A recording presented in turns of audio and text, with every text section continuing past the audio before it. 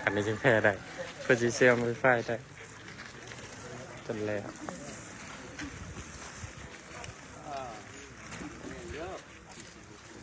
เอาตัวไหนอีกอะไรสิอันนี้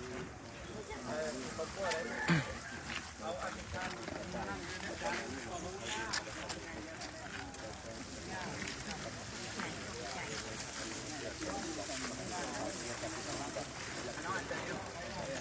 มันต่างกันเอกยาเลยเนาะมันปนกันเลยน้ำใจชื่อเลยมันปนกันหรอกเนี่ยมันจะยังเนาะเจริญพรสบายดีของตนโยมตอนนี้คณะส่งกำลังบริจาคเครื่องให้สาวบ้าน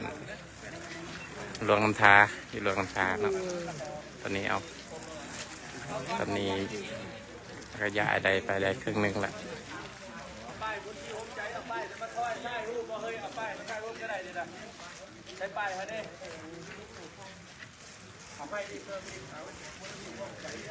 นี่อยู่แข่งลงน้ำทามีคณะส่งมานำกัน8 วัด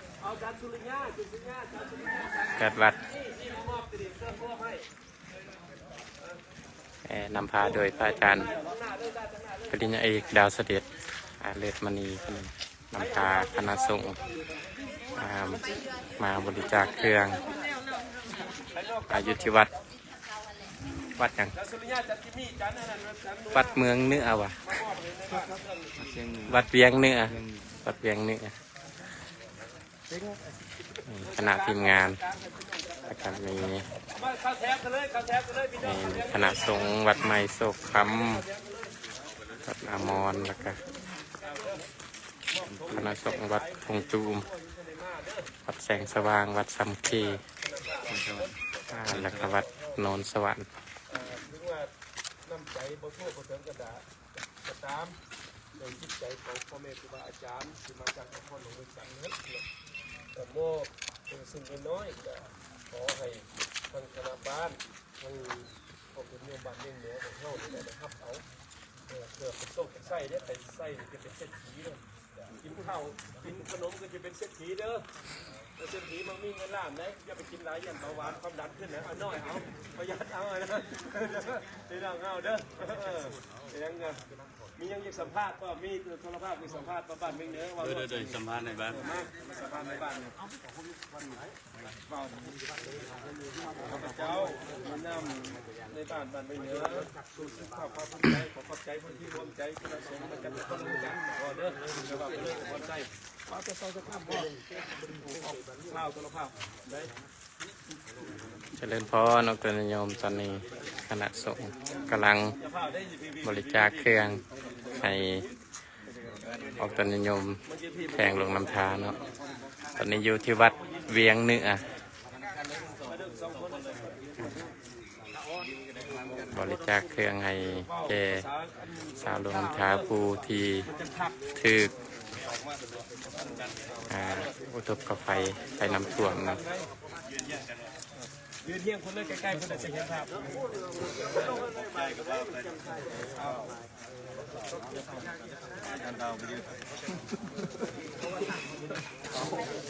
ยืนทั้งทาง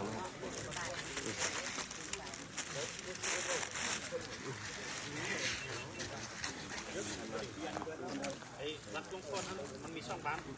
ก้อนกับกันนั่นนะร่วมกันประหบอยู่บ้านเลย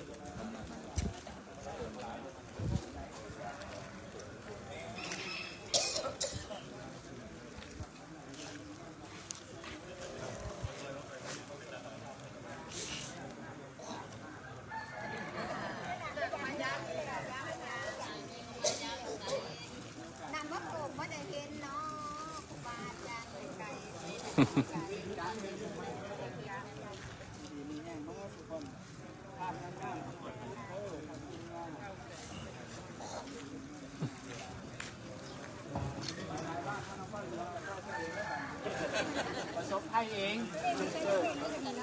กำลังเดินทางขึ้นหน้าได้ยินข่าวว่าเวียงจันทร์เป็นยังไงแบบรวมแล้วมันจะเนี่ยอาตมาก็เลยเตรียมเครื่องเตรียมยัง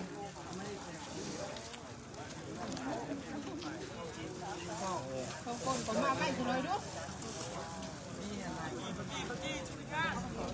เขาจี้เขาจี้เขาสิเขาจี้ เขาจี้จากนี้ไง ยังเขาจี้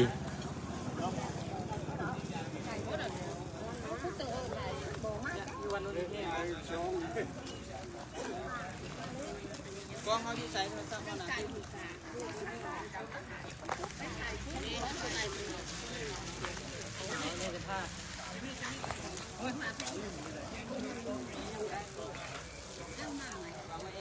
ไปเขาจะมีมือวัดนะเดี๋ยวสิครับ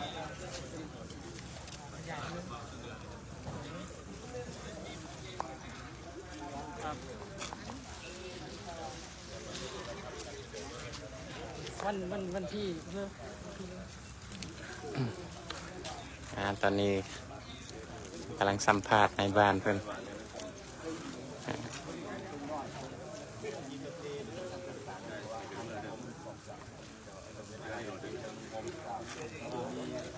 ถ้าแม่นชาวบ้านผู้ที่ถึกทุกข์ภัยทั้งหมดก็มา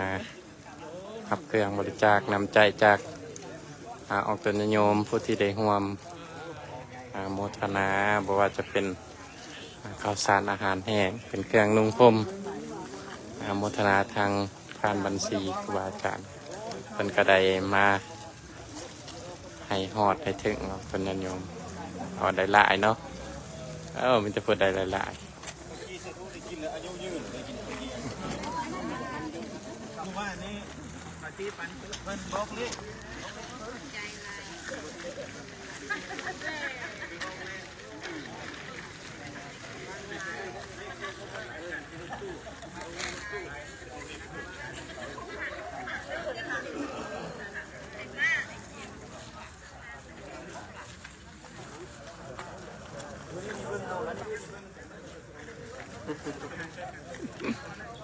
ตั้งนาไปได้เด้อ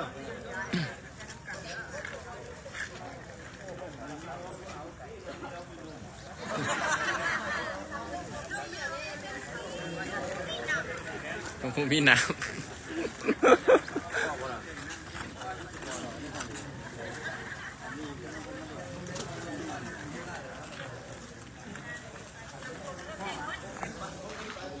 มะนาวใช่ปะ พูดไม่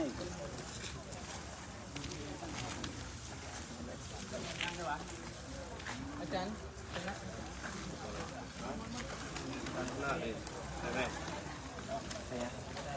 แปะ หมอกกะจี เจริญพรน้องตนนิยมที่เข้ามาเบิ้งไลฟ์สดตอนนี้ทางคณะสงฆ์กำลังมอบเครื่องบริจาคให้ออกตนนิยมผู้ที่ถือภัยน้ำท่วมอยู่แข่งลงน้ำทาตอนนี้อยู่วัดเวียงเนื้อเนาะวัดที่บอนที่เราเห็นภาพน้ำท่วมนั้นตอนนี้นำก็ลงหลายแล้วนำลงเมื่อแล้ว เลยเห็นแต่กล้องเลยโอ้ตาลายแต่เมาเลยนี่เขา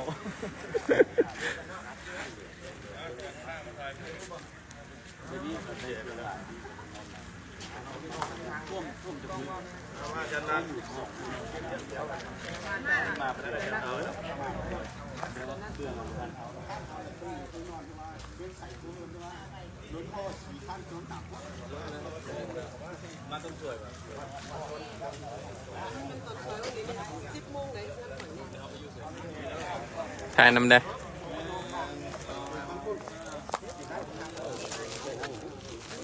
rồi môn rồi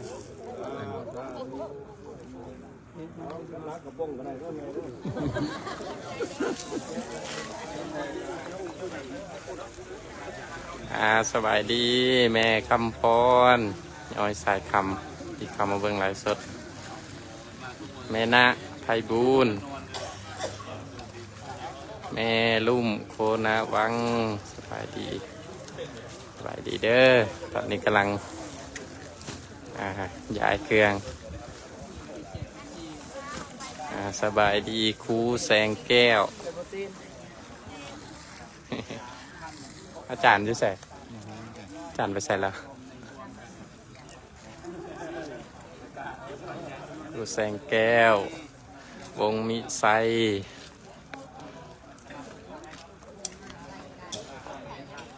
ตอนนี้อยู่ที่วัดเวียงเนื้อบอนที่น้ำท่วมเนาะตามที่เราเห็นเฟซบุ๊กกัน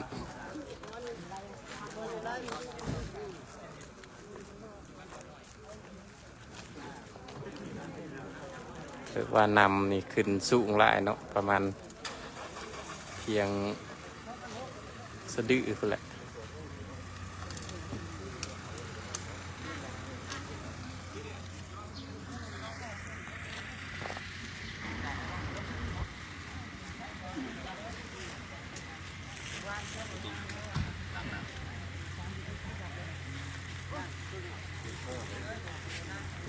เขาย้ายสำเร็จแล้วเขาจะไปอีก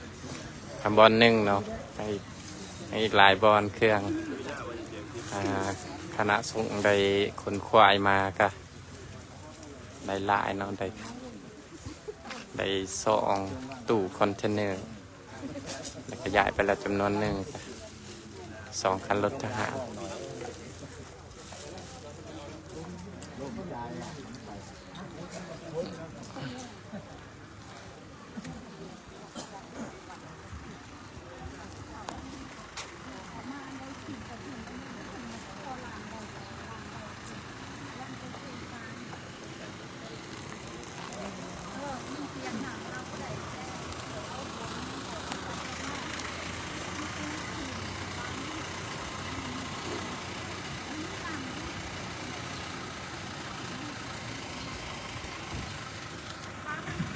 ถือว่าผลกระทบ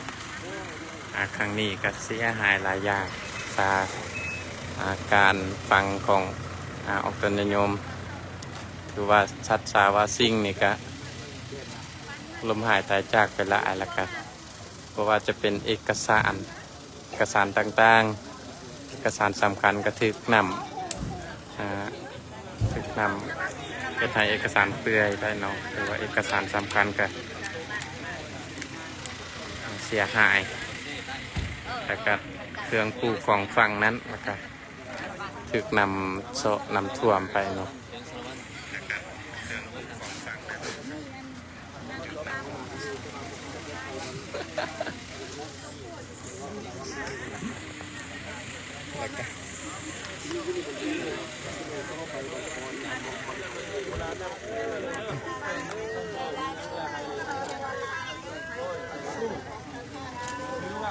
พระอาจารย์ปริญญาเอกเกษตรครับผู้นำพาคณะสงฆ์เบาให้กำลังใจของตนโยมเนาะเพื่อกำลังใจเบาหวานความดันพวกนี้แล้วจะได้ดีไหมถ้าเอาหลายก็ทีนี้ขึ้นเด้เลยเด้จับไปกันเลยเอาหลายเด้อไว้ห้าวเลยไปสู้เลยคือว่าโลกาพยาธิปัดละเอาความช่วยความเครียดจะให้ไปต่อไปนี่ครับเดี๋ยวอันนี้จะเศรษฐีมันอีกเท่านี้เนี่ยมาเศรษฐีมันอีกเด้อเศรษฐีทำเขาก็ยาวเลยเนาะ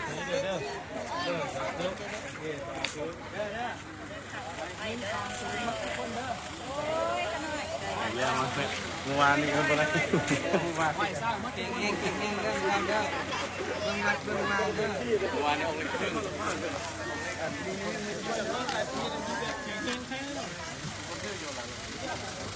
เราจะได้จุติการไลฟ์สดเด้อตัวโยมติดตาม EP ต่อไปเนาะอีกบอลใหม่เขาจะไปอีกบอลหนึ่งเนาะ